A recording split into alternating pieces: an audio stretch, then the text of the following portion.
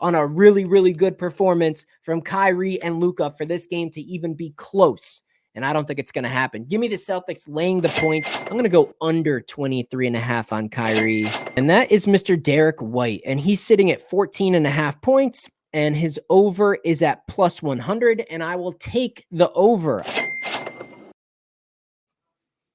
Yep. What's going on, guys? Sunday, NBA Finals Game 2. All the updated numbers at the bottom of the screen for you. A couple frustrating days in baseball lately. A 1-2 day and then a 2-3 day. A little bit of variance going on in the MLB, but still pretty impressive numbers down there. But this is an NBA video, right? And you guys saw how I started today's video with my Game 1 predictions, and it was just about spot on. The whiteboard winning free pick I will update in today's video. If you've noticed, the record has fallen to 23-15.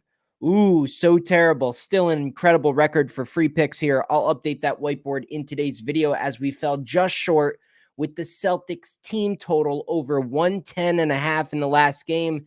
They had such a big lead that they kind of could afford to take their foot off the gas a little bit in that last game. But guys, if you want all my plays today in the MLB, in the NBA specifically, the link to my website is right down in the description of this video, danspicks.net. You can get a full week of my picks for less than $30, so something to consider. I think those winning percentages look pretty good for that price if you're familiar with the industry averages. But let's just dig right into it. I don't have a ton of time tonight. I got a lot going on. In fact, I know a lot of people were looking for the MLB video for Saturday. MLB, I do cover every game every single day, but it's Monday through Friday. And the last few games we have here this year of the NBA, if they do fall on a weekday, there won't be an MLB video on those particular days. But for the most part, moving forward for the dog days of summer, you know, the heart of summer when all we got going on is baseball, you can look forward to videos on this channel Monday through Friday for baseball picks.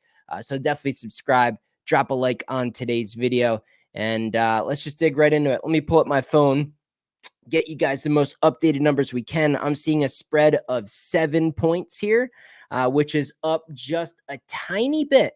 Kind of interesting. So we saw a really, really dominant Celtics game 1, and the spread in general is about where it was for the first game. So that's an interesting move there by the bookmakers. Let's go ahead and bring up the money splits, and let's see where people are betting. See if we have an edge on that. If this will load, here we go. Money splits as of the early morning hours on Sunday. We are looking at pretty significant sharp action on Dallas, actually. Not crazy. I mean, this isn't like a record-setting percentage, but right now I'm seeing about 60% of bets made on this game against the spread on Dallas, but much more of the money, about 74%, almost 3/4 of the cash made up on this game is on the Mavericks. So something to think about here. Based on those money splits, if the bookmakers do feel like, and forgive me for a little bit of interference here with the connection, it should clear back up when it does kind of cut out there for a second. But with this type of action on the Mavericks, guys, like I was saying, throughout the course of Sunday, if these money splits do remain the same and money continues to be on the Dallas side of things, if you're a Dallas a better, if you're somebody that likes Dallas in this spot with that big money being on Dallas, you want to see the spread drop. I would actually feel more comfortable at the Mavericks +6, waiting on the market, letting the markets mature and see if the odds makers do bump it down a point or two with all the money on the Dallas side. If the money continues to come for the Mavericks and this line just stays at 7, that would be kind of a red flag for me if I was going to think about betting the Mavericks. Of course, there's a lot of angles you can play these games. First quarters, first halves. First half spread Celtics was what I gave out to clients for game 1. I have some similar angles I'm going to be giving out for game 2 here. So again, guys, if you do want those picks, just go ahead and grab a package with the link below. But you know what, guys? I got to just go with the Mavericks here. And I'm thinking it's going to be a backdoor cover. I don't think we're going to get the typical flat spot that the Celtics have constantly shown us. This is different. This is the NBA Finals, and this is a Celtics team that's fallen just short of their ultimate goal time and time and time again over the past few years. And I just don't see this team letting it slip out of their hands this time around. Sure, you had a dominant game one. So they're just going to go to sleep now? The job's not finished. They know that. It's funny to see the Jason Kidd remarks calling out Jaylen Brown as the best player on the Celtics team to try to shake up their team chemistry a little bit and get any type of edge he has. I do like Jason Kidd as a coach. But I got to go with the Mavericks. 7 points is what I'm seeing right now. Maybe by the time you guys see this video on Sunday, it'll be different.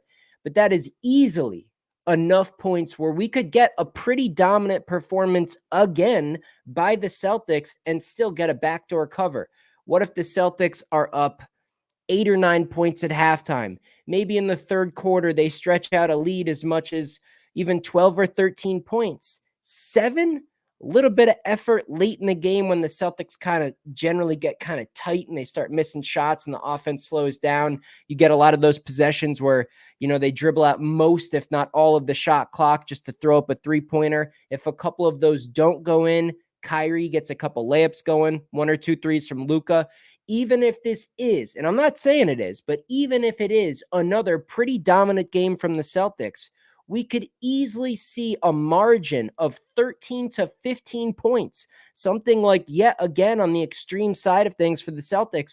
We could easily see it melt down to a 5 or a 6 point finish, maybe with some fouls at the end of the game. So I would lean with the sharp money, with the public money for this particular game.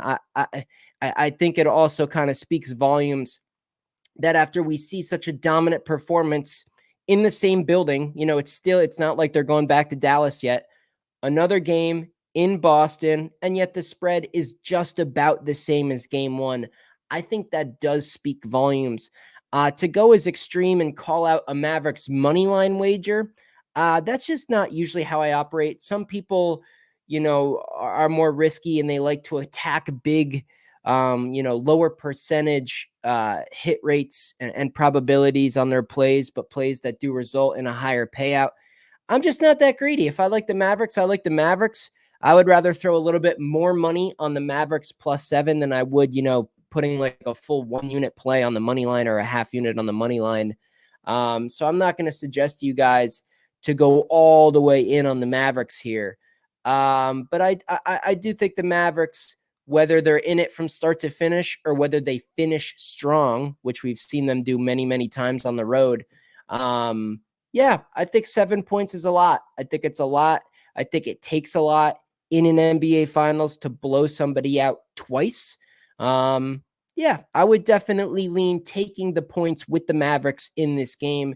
As far as the total goes, I would say over the total because I think the Mavericks offense will improve.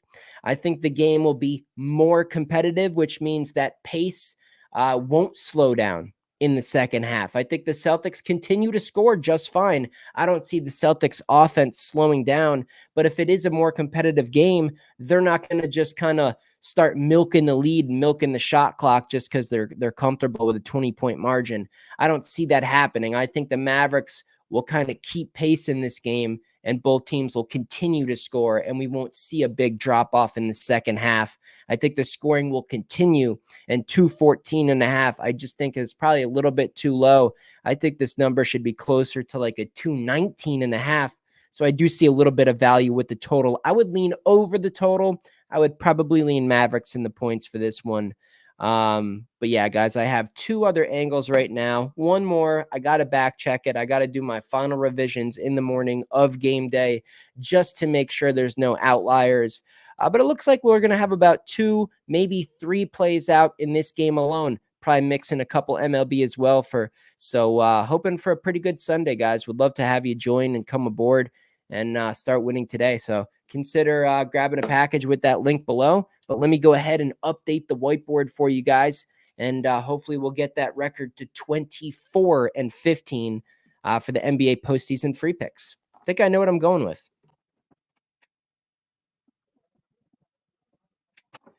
Pretty simple, pretty straightforward. I'm going to go with the Mavericks against the spread. Nothing crazy, not a player prop, nothing like a first quarter, nothing too specific. I think 7 points for a game 2, a team that has veterans like Kyrie, a team that has offensive firepower like Luka. I don't know, man. 7 points feels like a lot. I do like the money splits. Everything is kind of correlating.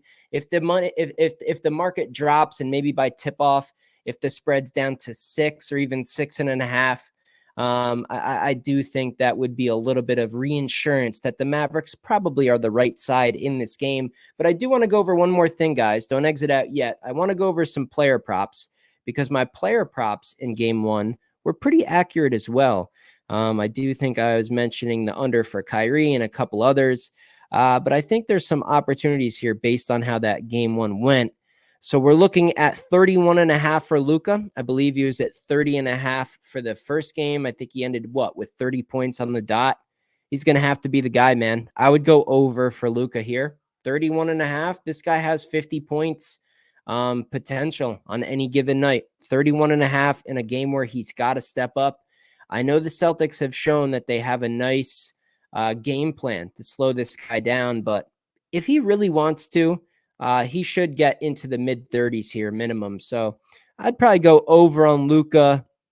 I think the whole conversation about Jaylen Brown being the best player on the Celtics, it would just make total sense here to see Jason Tatum go over his total and Jaylen Brown to go under. Jaylen Brown's currently at 23.5. I think we get more like 18, maybe upwards of 20 points out of Jaylen Brown. So I'd probably go under. And I just think it's funny, the correlation of when you have things happen in the media like those comments, typically to fade those individual players the very next game. It is a pretty profitable angle. So I'd probably go under on Jaylen Brown, maybe look over on Tatum. Tatum might be on this game. Kyrie, I would lean over as well. I gave you guys the under. I believe I said under for Kyrie at 23.5 in that first game. He's currently at 22.5, but he has got to step up. He even said in the post-game press conference, he said he's got to be more aggressive. He said he has to pick up the pace. So he's going to do those things. He definitely has capability to get you, 10, 12, 15 points per half. His total set at 22.5. He's dropped, 12 to 15 points in the fourth quarter alone before. So I'd go over on Kyrie in this game. Maybe look over on Derek White, 14.5. That's just too low in my opinion.